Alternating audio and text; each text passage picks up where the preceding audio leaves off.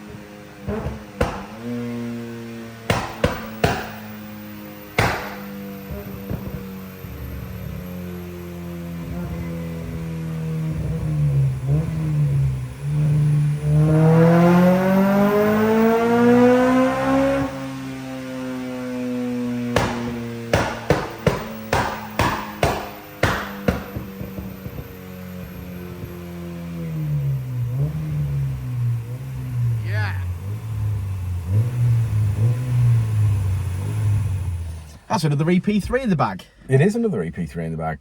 Got a Tegiwa 4-to-1, got a Tegiwa 70mm exhaust, so good on the exhaust side. Sort of get up to around the 7,500 mark and then flatten off at the top end. Generally, that generally goes into a flow area. Induction kit on this one for me. It's got the Tegiwa leaf eater on it. As we've touched and talked on many times, people just don't service them, don't clean them, don't do anything with them. They buy them second hand. It's in a nice little carbon box. They never bother opening it up. They never look at it, and they just stick it on. So it could very well be a dirty filter, whatever. It's not our induction kit of choice. No. Yeah, okay, they work on the road and you get plenty of serviceable cold air, and I understand that and I get that, and on track they probably work okay, but still, it's still trying to breathe through that little slit, and it's not the best for power, as we've proved many times. Yes. Now this actually made a staggering 50 brake horsepower at 6,000 RPM. Yeah, it made a whopping amount of power in the mid-range. It's got torque, got loads of torque. It made power. You can see, obviously, when you look at the graph, and obviously Dan will go through at the end, you can see where it makes power everywhere, all the way up to about 7.5. Then obviously you hit a flow restriction, obviously the induction kit, I think, in this particular instance, and then it just stays flat to the end. I've tried to hold the power all the way to the end, so it won't feel like it's dying, but it just won't. It isn't continuing to make power. So obviously a flow restriction of something. Obviously it's on standard inlet manifold. It's on standard throttle body. So there's more to be had. There's potential. Yeah. We have a website full of EP3 parts if you need any. Yeah, I spoke to the customer, said I suggest that you go Skunk2 inlet manifold, Skunk2 70mm throttle body, and then go for for example, one of our induction kits. Yeah, and sort of 240 to 245 mark. So maybe that's the plan for this young man, but ultimately a bucket load of power from where it came in this morning. Great stuff. Yeah, should we have a look at that graph? Let's have a look at the graph. Well, there you have it. Say it with me. Red line is as she came in, blue line is as she leaves. Loads of torque, loads of power in the mid-range. That's a 50 brake horsepower gain in the mid-range there, and we've got some peak power as well. We finish on 225, which is 197 at the wheels. Absolutely fantastic result. Really happy with that. So, thanks for sticking around to the end of the video, guys. Like and subscribe and all that jazz. I will see you on the next one, won't we, Rich? We will indeed. Life moves pretty fast.